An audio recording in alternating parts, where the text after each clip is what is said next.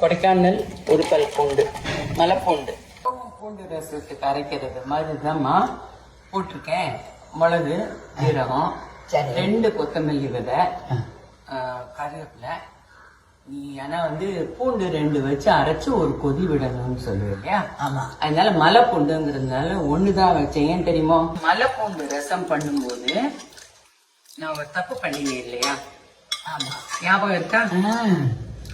First மிளகு ரசம் பண்ணும்போது என்ன அரைச்சு விட்டு போன்ற பொட்டை பூண்டு போட்டு அரைச்சு பண்றதுக்கு தட்டி போடுறதுக்கு பதிலா நிறைய பூண்டு தட்டி போட்டாக்க ரொம்ப நல்லா இருக்கும் அப்படின்னு சொல்லி. அப்படி இல்ல, இந்த அம்மாவுக்கு ஒரு பூண்டு தான் போட தெரியும், நிறைய போட்டா அம்மாவுக்கு மனசாகாதுன்னு சொல்லிட்டு இந்த மலைப்பூண்டு நான் 5 பூண்டு அரைச்சிட்டு, ஜீரா மிளகு பூண்டையும் அரைச்சிட்டு அத கொதிக்கவும் விடாதக்கு ரசத்தை பண்ணினேன். அதை எப்படி சாப்பிடுறது?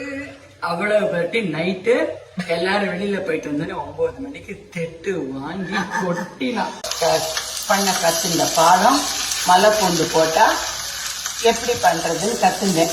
அதை மறக்கவே மாட்டேன் சொல்லி. முதல்ல பண்ற தப்புக்கள் கடைசி வரைக்கும் நம்ம திருத்திக்க ரொம்ப அது மாத்திரம் இல்ல, அம்மாக்கெல்லாம் தெரியாது நம்ம பண்ணலாம் நினைக்கிறோம் இல்லையா?